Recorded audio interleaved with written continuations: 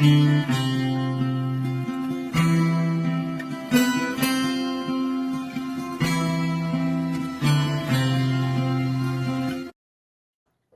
everybody. Welcome back to Heartful of Hallmark. We're so excited to be having Ben Aryes join us today and another fellow co-host, Sarah. Thank you guys for joining us. Thank you so much for having me. Yeah. As I said in the pre-record, I didn't realize we weren't recording before. I gave you guys some good nuggets there. But the pre-record, it's not an interview with me unless I'm drinking a smoothie out of a blender. So this is special for you. I love that. So we said this right before as well. This is the 1-year anniversary of the podcast, and it all started because of Ben here. You guys have heard this story many, many times, but I was on an RU live stream. This one over here saw me on there, sent me a DM. I messaged her back a couple months beforehand. We became friends. I got her phone number. I texted her. We got to know each other, became close friends, and we started a podcast. 1 year later, here we are with the cause of it. I mean, listen, when you told me that, there, as I said, there were a few things. One, that really made me feel good. I almost got emotional. Like, you know, one of the most beautiful things about the outcome of Romance University is the community, but more so just the connection and the friendships that have been created and the fact that you guys have gone on to do this creative endeavor. But even more fascinating to me is that you waited 1 year to bring me on. We've tried, Ben. I think you guys were just trying to work out the kinks, maybe. Did you guys have any kinks? Our first few were like, we don't know what the hell we're doing. Same as me. I didn't know what I was doing. But we have a lot to talk about, and we have a couple of surprises. So first off, we're going to start off with the fan/person you know a little bit well. So I got a hold of somebody, and we need to get a fan question on. Sarah's already here. She sent the last fan question. Yes. So you might know this person. Someone wanted to say hello. Hi guys, Chloe here. Just popping on with a question. Being international myself, being English, my question is, if you could do a Passport to Love movie, which international destination would you choose to film or have your movie be set in? I hope you have a great interview and talk to you soon. Bye. Yay, Chloe. We've met many times. She has been an integral part of Romance University. And it's funny she asked that question because I did a live with Ali Sweeney and Ashley Williams yesterday. Yes, I watched that. Did you? Thanks for So tuning good. in. Yeah. And I joked that there were a lot of comments asking when I'm going to do a destination movie. And the reason I joked about it is because I'm putting it out in the universe because I want to go do one of those. Barcelona sounds amazing. Take me to Italy. Take me to Greece. Anywhere. Some type of hot, cool, fun destination I'd be happy with. I mean, I would also love to go to... I know that there have been a couple shot in Mexico. I love Mexico. But I mean, really, Barcelona, I'd love to go do Torrance. A buddy of mine, Torrance Coombs, went and did one in Ireland. And I was jealous about that one. I think Ireland would be a lot of fun. Just take me anywhere. Get me out of Canada to go film one. Canada. Yeah. I have filmed a lot here. So let's go into the movies first. Okay. First one we're going to go into is a little movie called Santa Tell Me. Okay. And the way that these questions are going to work is I'm going to let these two ask the questions about most of the films. It's all backwards. It's all backwards for everybody, but that's it for me. That's what I got. That's right. That's it for me. So these two are going to ask all the questions about the movies, and I'm just going to put them up there, and I'm going to handle a couple of other things down the road. So you guys get a break from my voice. I'm going to shut up and let these two talk. All right. So first up, we have Kirsten. Okay. So my first question was, what was it like working with Erin and having to duel for her love against the other 3 guys? Well, that's a good question. I mean, I didn't really have to duel. I was winning. That's Yeah. It's interesting. I remember Erin and I talking about this because I was like, we were the first ones to kiss in the movie. Mhm. So in my mind, I was just, it was my movie. It's her and I, and I'm just, and then it's not until we arrive at the monitors in that scene where Mhm. chaos ensues that it's no longer my movie when I realized that. It was a lot of fun. I mean, obviously Christopher and I have known each other, but we'd never worked together. So that was pretty fun to get to come together to do that with him. And Kurt as well, I had kind of known of him, but we'd never worked together. And those guys were so funny, man. And we found so many great comedic bits and kind of improvised moments. And like, I remember telling that story of, I am not, I won't put anybody in harm's way while on set. That said, I did think it would be funny to not tell Kurt that I was going to lift the candy cane up and hit him in the face. So I was like, I'm just going to do it on one take because if I tell him, I know he's going to expect it, and it's inflatable. So we've already been hitting each other with these things. Yeah. And when I did it, I could hear a lot of laughter behind the monitors. And then right afterwards, I'm like, dude, I'm so sorry. He's like, no, that's hilarious. And, I wasn't sure if they were going to keep it in, but then they even added that sound effect, like the squeak when it hits his face. It was so silly. And just us swinging and trying to beat each other up with those inflatable. But then we were like, then we decided in that moment, like we should all throw them down like they're swords and like we're bearing and like we're a team now. It's like, Team Nick. And then we became like best friends because we were like, wait, we've all been slighted. It was so much fun to play that, and having never really had the chance to do that type of thing in a Hallmark movie was pretty special with those guys. Yeah, it was hilarious. That was definitely a fan favorite. I would love to see more of that on the network. Yeah, I think, it really was. I mean, people really responded to that. And same with Erin, like I've known Erin for a long time, but we never worked together. So for us to get to work in that capacity was a lot of fun. She's very funny, very wonderful, like really good actor. So same kind of thing, we found some fun moments and just kind of went out there and played and had a good time. Mm-hmm. Yeah. Okay. In Santa Tell Me, which Olivia do you think, or which Nick do you think that Olivia should have chosen? Sarah. I mean, asking here, Sarah. Yes. I think it's pretty obvious which Nick should. I mean, she chose the right Nick. The fans, she chose the right Nick for the movie. But I mean, who did she actually have? Probably a really good. I mean, listen, put me on a sleigh with her with snow falling around us and twinkly lights. We could have taken it to the next level. But I think for the purpose of the movie, she ended up with the right Nick. Yes. Yeah. Yeah, it was fun. A little one calls the heart twist. I love that. That's right. Yeah. Yeah. Yeah. It made the Hardys happy, that's for sure. Yeah, I made the Hardys happy. Yeah. Exactly. I love the humor in this movie and the creative writing with having the 3 different Nicks. Did you have a favorite funny scene other than the candy cane? I mean, it doesn't get much more fun than the candy cane. That entire sequence of events was just so fun. Although I do have to say, I really enjoyed the meet cutes of all of them. Now, I wasn't there on set while each of them did it, but when I watched that in sequence, and even when I read the script, I'm like, that's hilarious. For her to have 3 quick meet cutes like that is quite clever. So I think on camera that was really enjoyable to watch.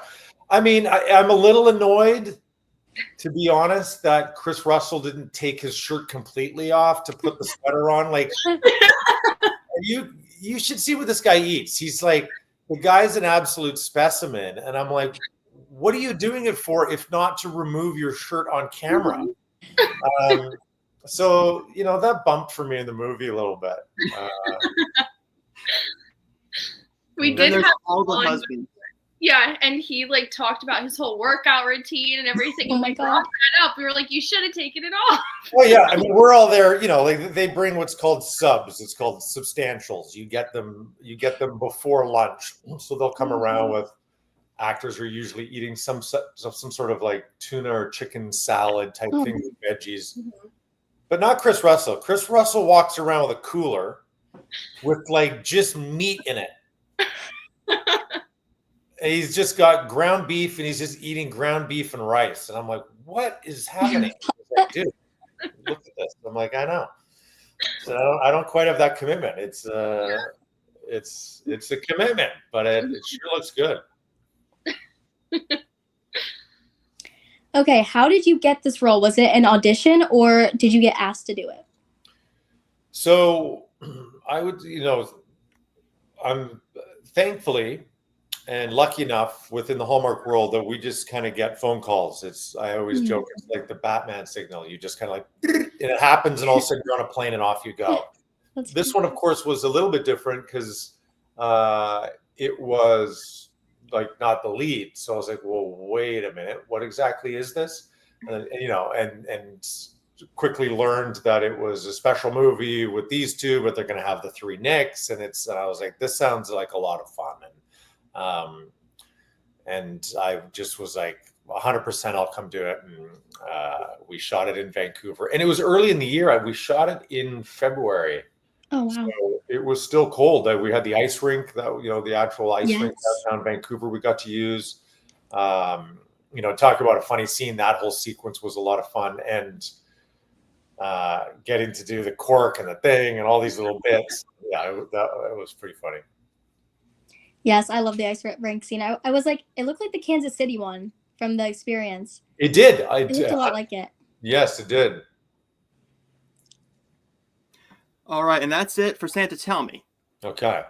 So let's move into the questions for your new fan favorite. All the fans love this movie. Anytime there's a poll on any feed, we got to talk about the Santa class. Yes. There were a lot of fun scenes in this film. Which one was the funnest to film, and which one took the most takes? Ooh, I mean, I have to be honest, so many of them were so funny and so fun. I mean, having Paul on set was such a unique sort of experience for us, because I think in the script when we originally read it, I remember thinking like, Paul, you're in this a lot. Like, it's not like oftentimes we'll do cameos in each other's movies, but Paul's playing Paul at multiple locations. So he was there quite a bit, which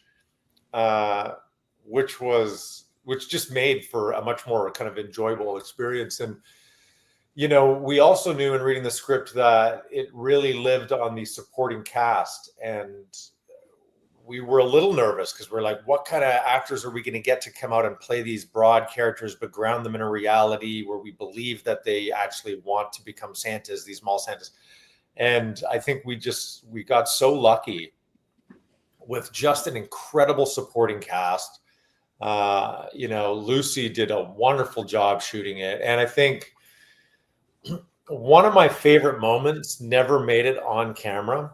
And you may have heard me talk about the football. Do you guys know the football story? Yeah. I never heard of it. Okay. So of course we're making content, right? So part of the whole thing is when we're making these video. Movies, we're doing content, and we want to do this slow motion walking, and we're filming our little bits of us walking, and we're at this YMCA camp, which is where we were shooting for all of the stuff that took place at the camp. So we were there for a week, and Paul randomly finds a football on the ground, and he's like, for your slow motion walk, as I'm filming you, I'll just throw this football to you and you catch it. I'm like, that's awesome. But he throws it. It's a bit low. I kick it back. It hits my phone, which he's holding, and splits his lip. Yes. Blood gushing. Oh my God. They've got to get back to the mainland. I felt the whole thing. I felt so terrible, but it was also funny. And there's a scene, and we were able to shoot around it, but it was like a huge, like you can't cover it with makeup. Like it was a huge cut. But the scene when we are doing the trivia at the bar, Yes. we're all just wearing our regular clothes, except Paul's got the beard on. Oh, Wear that, and the reason he's wearing it is to cover his lip. that's funny. Yes. And I it just remember. totally worked because he's in character working on stuff, right? So we're just there, and he's still got the beard on, but it worked for the character. And you never could have written that in, but it's just such a funny little moment. But honestly, every one of the scenes in that movie was so fun. And again, Kim, I've known her forever. I've done all the conventions. So for the two of us to go in and really go for it, like we talked about really leaning into the kiss after the kiss. I'm like, well, if we get back in the car, let's just be adults about this. Mhm. It's not like, oh, we had a kiss yesterday, let's pretend it didn't happen. It's like, let's just make out in the car. Yes, I love that scene. The reason we can't anymore is because now we're at work and we have to be professional. So we just went for it. We thought it was super fun. And we're like, we'll do a version like that and then a version where we don't. And of course, they used the version that they did. And I'm like, and then let's do a version where my hair is super messy. And in the scene, you're just trying to like put my hair down so as to not draw attention to what we just came from, So those little beats, like just finding little nuanced, truthful, honest moments throughout while you're filming it are just little gifts, So, and I love when they get kept in. Yes. Yeah.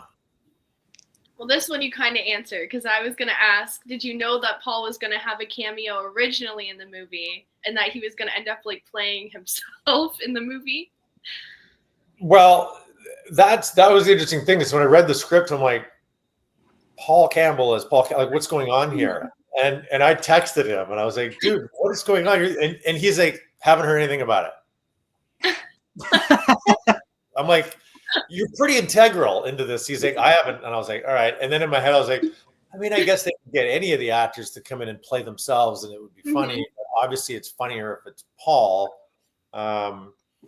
So, eventually he got, it's not, he didn't hear it from me and maybe he was just holding the cards close to his chest. But there was, I was like, this doesn't work unless we get Paul Campbell to play Paul Campbell.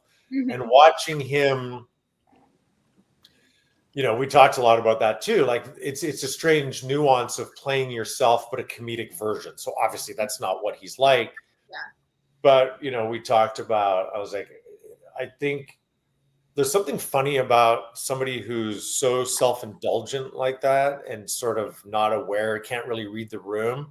But then when it comes to the performance, like we're like, maybe when it comes to the Romeo and Juliet, he's actually an incredible actor. So just that juxtaposition of like, oh, wow, he's an amazing actor. Because I've always said to me an actor, you've got to be two things, either really, really dumb or really, really smart. Thankfully, I'm dumb enough, so I get through. And there's a lot going on set. So that moment between action and cut, anyway, I just love what he did, and I thought it just wouldn't have been the same without him. So it definitely wouldn't have been. No. It was a big surprise for everyone. That was I wonder too, like, because it's such a insider Hallmark joke, and I'm curious to know how it would land to somebody who doesn't know Hallmark or Paul Campbell. How that would land. Yeah. Okay, you and Kimberly Sustad are very funny people. So tell us one of like the funniest behind the scenes moments that you guys had together. Jeez. My memories with Kim are constantly also meshed with all of our convention experiences, being on buses. You guys, we are so lucky. Like the amount of times, so I have a text chain that started last November, December. It's Paul Campbell, Wes Brown, and I. And the amount of times we're like, guys, we are so lucky because now we just announced our Kansas City experience. Yes. Some other fun stuff coming up. And it's like we kind of get to experience what it's like to be a rock star. We're on buses, we're getting flown to this thing, we're at this experience, and it's just so exciting and fun. So my memories with Kim are also wrapped up in these rock star moments that we have. But as far as on set, I mean, listen, I'm also going to be honest. There were times, because while you're filming it, you're in, the puzzle hasn't been put together yet, and sometimes you can feel a bit lost within the world. You're shooting out of sequence. Some days are really hot. It's not working. The snow machine's not working. You know, tonally, we weren't sure if it was too broad or not broad enough, or some scenes were too broad. So while we also had an incredible time, it's also very serious because you're trying to understand as you're making it if the process is working. And Kim and I very much approach it in the same way, where it is serious and we try to problem solve while we're doing it. You know, probably some of my favorite moments are at the end of the day when we grab a bottle of wine, and then on the ride home, we're like, you know, having some wine, or going to the kind of doing like a post-mortem of the day, and then discussing what we're going to do the next day and how we can kind of find something fun there. So just the experience of getting to navigate making the movie with her was so enjoyable. And I just found, again, once action is called, it's so easy to act with her because she's so present and in the moment and grounded. And it was just we had a good time. Yes, you two are both like such like fun, nice, funny people. So I love seeing that movie with you guys together. Oh, thanks, Sarah. And the last question for this one, before our guest comes on. What was your favorite part about the Santa training, and did you have fun completing the course at the end of the movie? Well, unfortunately, I didn't get to run around and jump and do all the things. But again, talk about another thing is you read that in the script. I'm like, what is this obstacle course? Like, what's this going to look like? And we shot that at the location where we did. So it's the YMCA camp. So that in itself was interesting because where we shot all the cabins and the interior of the Santa school was much different. We had to, you know, we basically had to take ATVs or these little gators if you didn't want to walk up this super muddy path through the forest where they set all that up. And I just think, I remember arriving the first day going, this is amazing, with the giant ornaments hanging and they're swinging back and forth. And then, you know, the running up the chimney to ring the bell, like just having read the script. There's nothing better as an actor than arriving and it's better than you imagined. Because oftentimes it's impossible not to already picture what everything is going to look like. And when you arrive and it's way worse, you're like, uh-oh. But that was one of those experiences where it was way better than I could have even anticipated. And, you know, to get to shoot all the slow motion of the Santas running and the, you know, that silly little puppet helping him up, and, you know, just so many funny little jokes in there, and visually, I think it looked really cool. And also, why would you have to run an obstacle course to learn how to be a mall Santa? You don't. I just love that we did it. You know, like, in no way should that exist. If there's a competition for it, I just think it's so funny. Russell is a great writer and really good with, you know, active solutions for the obstacles that are often an issue in these movies. Like, how do you get as much Christmas into it as possible without feeling like doing it for the sake of it? Yeah. Okay, so our guest is here. I can see her. Can anybody see her besides me? No?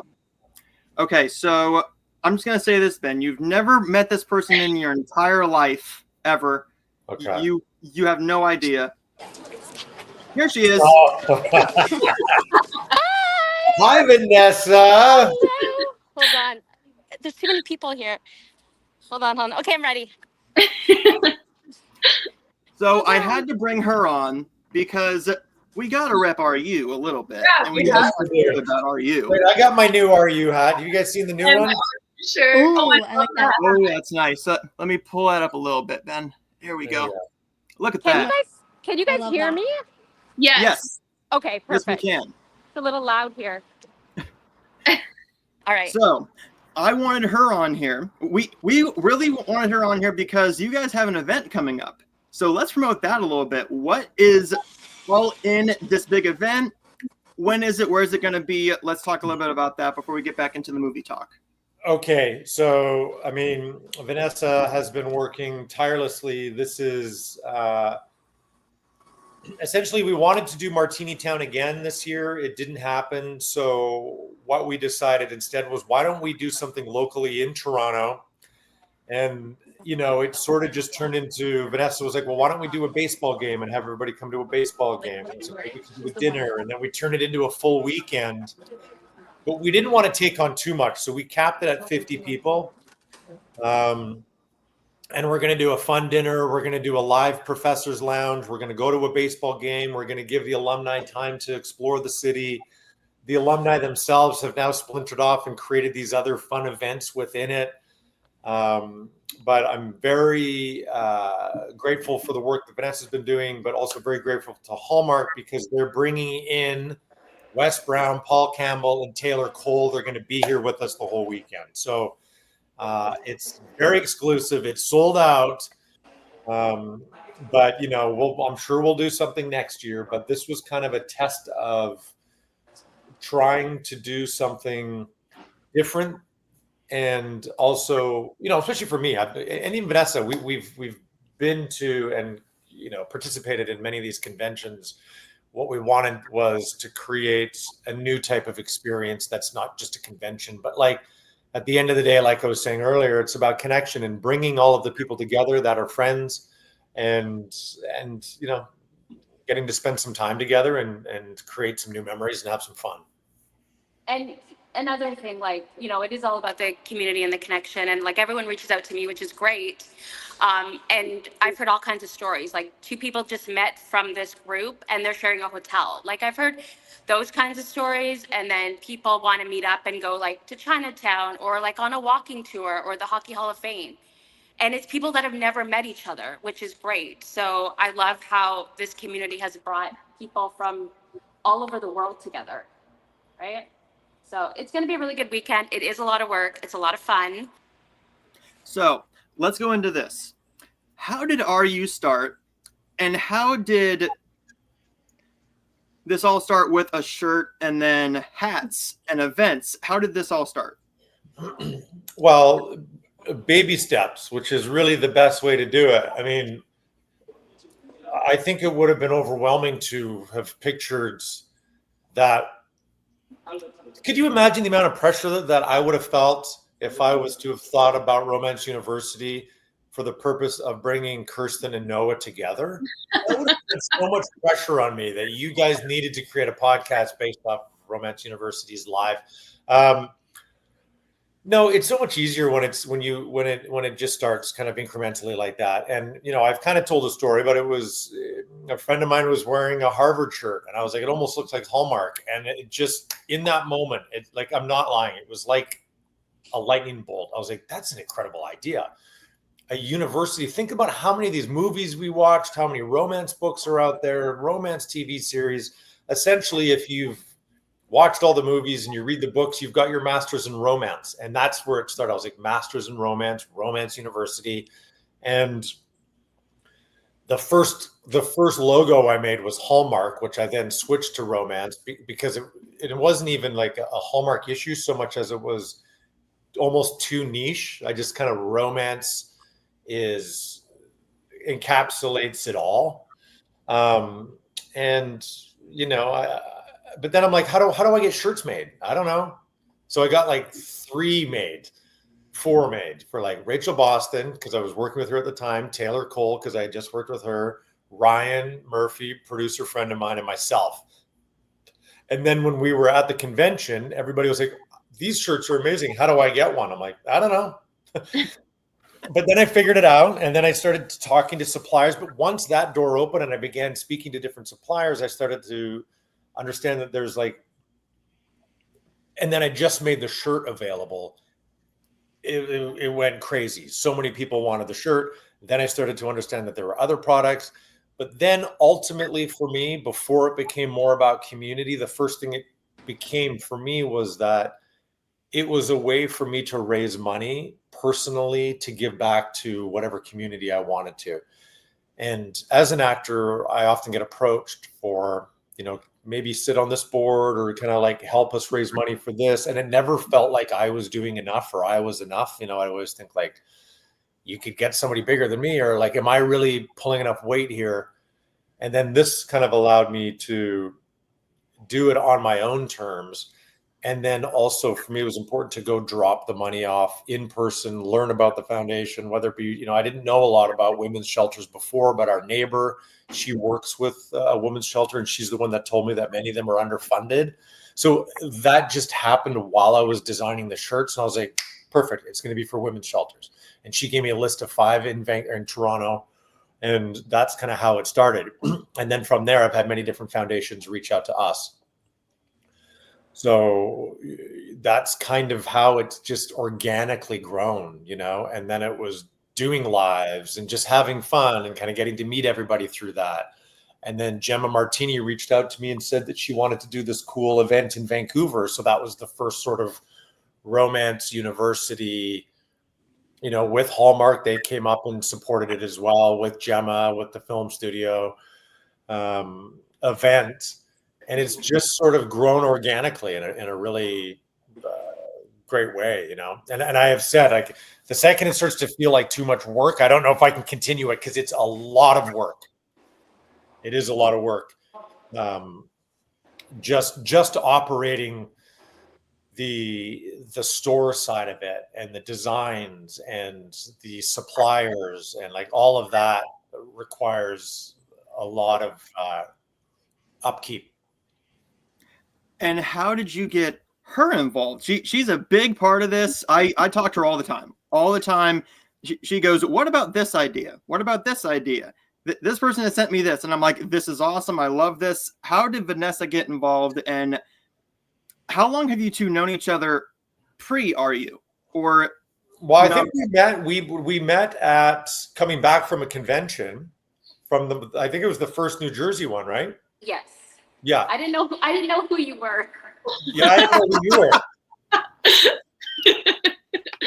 And then you sort of wouldn't stop messaging me and said, please let me help with this. And I was like, how can you help? What can you do? And I was like, oh, that actually would help. So, and then that was, how it started. And then we had done the whole guest chancellor thing. So there was 5 of us at one point. And when you asked me, I was terrified because I'm like, what am I going to do? How am I going to, beat the rest of them that did all their like fun activities? And then I thought of that mini shirt, shrinking the shirt. And that started the shirt traveling the world. Right. So it went from like Canada to the US and then we had one go to Europe, all through Europe. They never came back. We ended up having like 6 ships. I don't know if you guys were part of it, but none of them returned. But it was fun to see like where people lived, what people did with them. Like that shirt went to weddings, it went to fairs, it went to ball games, it went everywhere. The mini shirts. And then the Christmas card exchange happened after, and that's where a lot of people met. I tried to pair them up with people in their state, and a lot of connections and friendships were made and are still made because of the activities that RU has done. So I think that just has to keep going with all the members because it's grown. It went from when I was guest chancellor, we hit 3,000, and now it's over 6,000. So there's a lot of new members that don't know the things that RU has done previously. Where is one event that we would like it to be held, Kirsten? There's one city that it needs to be. It's integral to Ben's life and his career. Where do you want that? Well, Sarah and I were kind of talking about our connection to Bethlehem, PA. Yes. Because it's not far from where we live, and I go there all the time for Christmas. They call it Christmas City, USA. They have Christmas all the markets and everything. We were like, this would be the perfect place to do like a Romance U event. Yeah, my mom grew up there. My granddad lives there, and it's a beautiful town. So that would be a really good one. Did you guys watch Miracle in Bethlehem? Oh, yes. Yeah. Me and my mom watched that together. It was so good. Were you, Sarah and Kirsten, be honest, Yeah. a little disappointed that there was no actual Bethlehem, PA in the movie. There was a little clip, but Yeah, there was like that little part that my mom noticed. But yeah, Because I feel like we hijacked the name of the town and then we filmed it in Winnipeg. Yes. A lot of the reviews, it's interesting because people love the movie, but anybody from Bethlehem, PA, had to go online and be like, "This movie was terrible. They didn't film it here," and it was just based on the. And I get it because I think if you. I mean, listen, I'm from Kamloops. If all of a sudden it was like a miracle in Kamloops, and I was like, wow, that's cool that they're going to film it, but they filmed it in Barcelona, and you're like, what is going on here? That's to do with.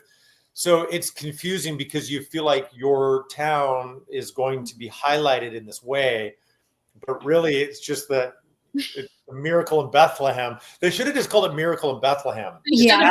Okay, wait, this is about us. And I heard over and over again how amazing, the Christmas setup is. And they're like, you guys should be here filming. But of course, when we were filming, that wouldn't even been set up yet because we'd have been filming in June, right? Yeah. Well, let's get back to movie talk. We had to have Vanessa on, but she can't stay on for too long. So thank you so much. And thanks, Vanessa. Thank you, Vanessa. But before I go, I need something from the three of you. You know what that is? Right? Mm-hmm. Yeah? Oh, yeah? the photos. Yeah? Something for the event. Can't tell Ben. Okay. Thanks for having me, guys. Bye. Bye. Bye. Okay. So that was your last surprise. I love it. Thank you. And that leans perfectly into the next movie, which we just touched on a little bit. Let's go into Miracle in Bethlehem, PA.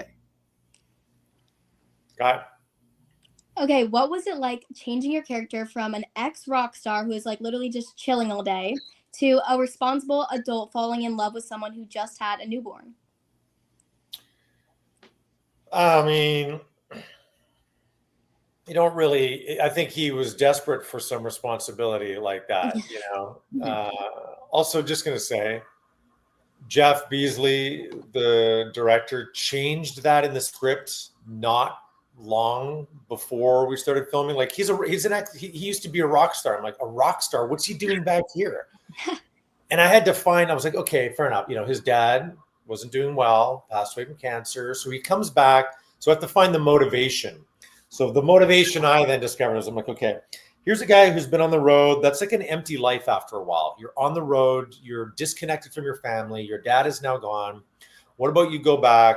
And he's working at this auto body shop, and he's finding purpose in that small type of connection that I think that he's desperate for the time being.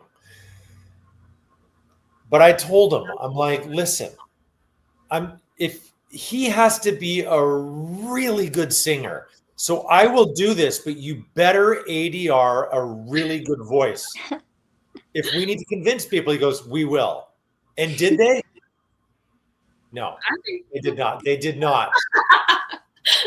I thought you were going to say they did. So that was a tough one for me because I'm like, you can't kind of be good. You can't just be like Johnny Folk guy. Yeah. The guy was a rock star. He's got albums out. But I loved sort of getting to play, it allowed for, and I've heard some, as the guys, I know the women get it too. Why does she have bangs? Why did she dye her hair? It looks like she's wearing a wig.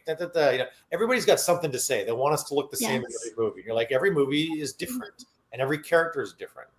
And that one for me, I was like, well, if he was a rock star and the thing, I didn't go with tattoos, but I did go with my natural curly hair. I did sort of go with a style that I will wear sometimes in my real life. But there were a lot of comments about what is going on with this guy's hair. And to me, it made sense for the character. And then we saw as the character progressed, especially when he was in his suit and tie and he takes her out, that he was more put together and he started to clean up a bit. And that was, part of the transformation I wanted him to have with her so that we could see the visual transformation as well as the emotional transformation. So, I thought that was,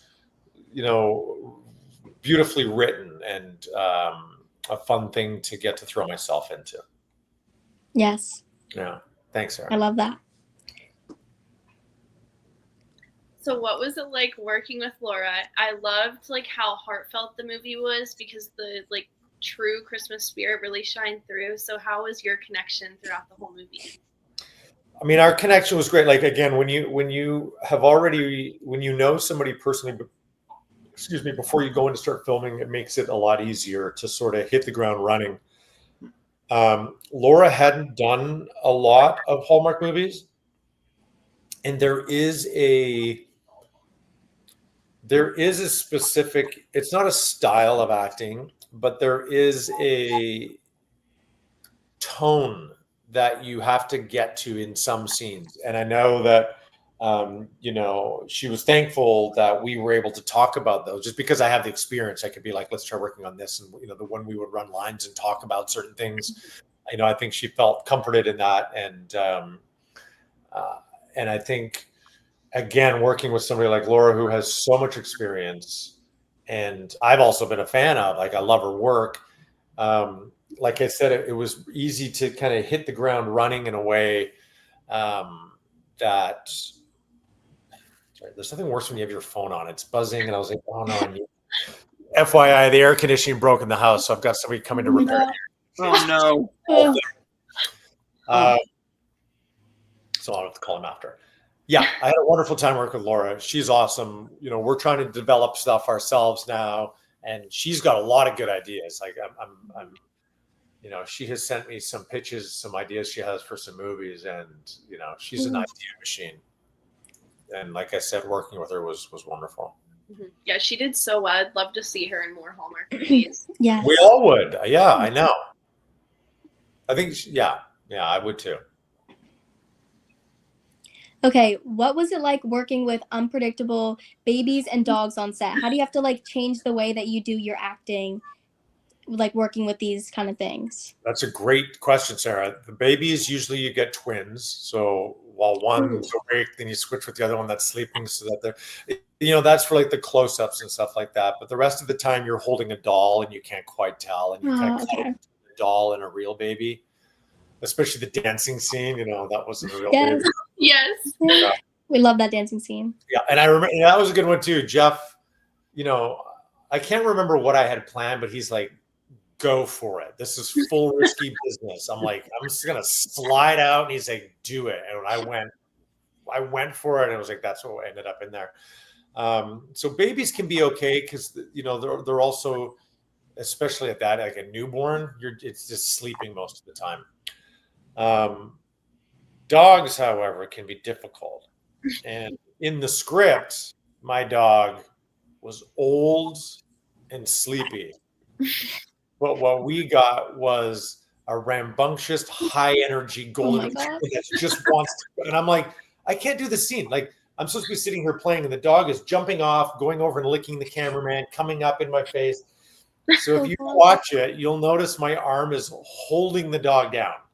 In every scene I'm with him, I'm like pressing him and kind of like, and his head is kind of going all over the place. I'm trying to talk to him casually. My arm is pushing him down because he was just bouncing all over the place. Oh my God. This is not a sleepy dog. Yeah, that was so funny because I like recently rewatched it and I noticed that too. I was like, oh my gosh, the dog looks like he's gonna jump off the couch, and you're like trying to talk, and he's like doing whatever he wants. He's doing, and I'm just sort of holding him down because and that was one of the scenes where the dog didn't jump off. So, that's a classic example of you've really got to be prepared outside of what's going on with the dog, because 80% of your energy and thought process is going to keeping the dog still so you can do the scene. Oh, yeah. Yeah. So this one we kind of discussed. So maybe we can move on to the next movie, Noah, because we talked about the dance scene. Okay. Let's move into this question first about the same movie. Oh, have you been to Bethlehem, PA since shooting the movie? I don't even think I until I Googled it when I read the script. I'm like, what's with the PA at the end? I don't understand why. I didn't know that it was a place. That's funny. And then became aware that it was a place, and had asked if we could go down and maybe shoot something there or get some stock footage specifically from the place, because once I realized, I'm like, this is really known for its Christmas town, and it's like, we don't even really reference that in the movie. And then you're like, well, why call it that then if we're not referencing this incredible Christmas town? And I feel like there's an opportunity to go, or at least highlight Bethlehem, PA again in a different way, maybe in a different movie. But I haven't been, but I'd like to go. Maybe I'll do a Romance University event there. Yes, I would so pull up. I would Okay. definitely come. Vanessa set it up. Yes. Do you guys want to help me set it up then? Oh, Yeah. yes. Yeah? Help you. Yeah. Yeah. All That'd be Okay. Well, you guys All let me know then. Maybe I can do that. yes, that'd be so cool. Okay. All right, let's move into Falling for Vermont. Okay. I was in that one too. I can't believe you guys keep picking movies I was in. Wow. It's like we knew. There's an Yeah. agenda here. Yeah, okay. This is definitely another very big fan favorite, which I know many people would love to see a sequel to. But I loved how the kids knew that you had a crush on Julie's character, and how they like kind of pushed you to like towards becoming a couple, and that family aspect of it. Did you have a favorite scene with the kids? We're going back a long time now. I mean, I remember. I'd like to watch that again. It's been a long time. I remember the scene where I dove in was a lot of fun on the day, because they got a kick out of the fact that I had to jump into the water. I remember them as actors just being really good, really grounded, great to work with. And, sometimes those can be challenging roles. And I just felt like, I really bonded with them quite quickly. But it was also extremely hot when we were filming that movie. And we had a lot of wildfires. And it was a difficult shoot as well, because there was heat exhaustion. And, I remember there being a lot of difficulties with that movie. And I think they really powered through and did a wonderful job, considering the obstacles that were presented that were outside of our control, And now let's move into the final film questions, and we'll go into a couple of fun things. We have a little bit of time left. Okay. And let's move into a couple questions about Field Day. So let's start off with Kirsten. In that one too. Okay. So did you actually spin the basketball on your finger or play basketball at all throughout school? Because I saw that scene with Rachel. I know, I laugh because yes, I spun the basketball. It's one of the little things I can do. And I remember, because I was practicing, so we were there kind of throwing up hoops, and there was the scene where I'm supposed to like absolutely do an air ball, and then I say whoosh, and it was funny. But it wasn't a full height. It was like an elementary school, so the nets were only at like 8 feet. So the distance I was at, it's easy to miss if you're kind of not paying attention. But if you're trying to get it in or trying to miss it but just off, your brain and muscle memory wants to make it. Yeah. So I did miss it a couple times, but the one that they ended up using was me going and then actually getting it in. So the joke is supposed to be, which I did like, that he misses it and he's like swish and then turns and walks, and it's like charming that he missed it and still has the confidence. But then I think, if I recall correctly, they used the one of me actually getting it in. Yeah, they did. They used the one where you made it. Yeah, I know, which is funny. But anybody will tell you on that day as well that before we were filming, I just sat there all day, kind of like trying to get it down, because I wanted it to be chill enough that I'm spinning it and having the conversation and then just kind of going back to it. So Yeah. he was trying to peacock a bit for her, right? Playing football, he's spinning the basketball, but trying not to look like he's trying too hard and all that stuff. And I know you had quite a few dad jokes in this movie. Do you have a favorite dad joke, maybe from the movie or outside of the movie? I'm the worst at jokes. My dad jokes only come in the moment. If something happens, and they're like, "That's such a dad joke," and I'll be like, "Oh, that is." Off the top of my head, I'm just going to say no because I don't want to kill any dead time while I go. I'm like classic, and I'm sure you do it too. The amount of funny joke memes that I favorite or keep, whether it be Instagram or TikTok or wherever, I'm like, that is so funny. And then the next day, I'm like, I can't think of one joke, and I'm like, I have so many of them, and I read it or watch it, going, I'm going to remember this, and then I can't remember it. Now, mind you, they're not all dad jokes. Some of them are very funny, R-rated type jokes. Because it would be somebody on a late night talk show or some Norm Macdonald thing, and I'm like, that's hilarious. I got to remember that, and then I can't even remember any of them. There might be one about a turtle, but that doesn't really work. Yeah. And the last question for the movies is this one. Oh, what do you think would be the ultimate field day game? Oh, that's good. I mean, I think field day is a huge thing in the US, right? It is. Yeah. We don't have it in Canada. Oh, really? Oh, wow. Dang. We have not in that capacity. No, it's not. We do have events, but not in the same way that was portrayed in the movie. And that was interesting for me. Even when the movie was called Field Day, I was like, oh, that's kind of cool. And she was like, well, yeah, it's like Field Day. And I was like, yeah. No, what is Field Day? We don't have anything called Field Day. Trippy. It was interesting. That's also an interesting thing is that you've got all these Canadian men telling these American stories. Sometimes I'm like, what's this about? Yeah. Bethlehem, PA. Why is there a PA at the Bethlehem, end? PA. Pennsylvania. Oh, that makes sense. I thought it was Miracle and Bethlehem. Oh. That's so funny. Pa? Yeah. All right. On to a couple of fun questions, and then we'll do a couple of just general ones before we 4 minutes, and then I gotta go. So let's do a fire round, and I'll try not to ramble on. Okay. All right. What was it like being in the Vampire Diaries? I mean, that was cool. Listen, the pilot was shot in Vancouver, so before the show even got picked up, that's where I got cast when I did it. Nobody knew what it was going to become. I got the audition for Vampire Diaries. I was like, cool, am I a vampire? They're like, no, you're a teacher. I'm like, is he like a werewolf? And they're like, no, he teaches history. And I'm like, that sounds lame.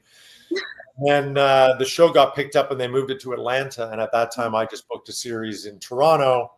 And they were like, we're going to get you a visa to come down. And they're going to we'd like you to do 3 more episodes. And then you kind of get killed. And I was like, that sounds great. I've never been to Atlanta.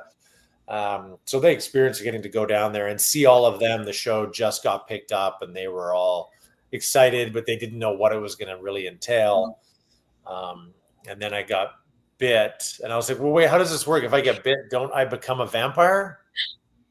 Yeah. Like, well, no, it doesn't quite work like that. I'm like, no, it does. I know vampire lore. I said, you got one photo of like at the end of the video of just my thumb kind of twitching, like maybe he comes back. And they're like, no, you're dead, bro. Thanks. Well, thanks. Yeah, thanks. Yeah, but it was great. It was a fun experience. And I know that you've talked about being friends with the Property Brothers. Have they ever done any updates or projects to your own house?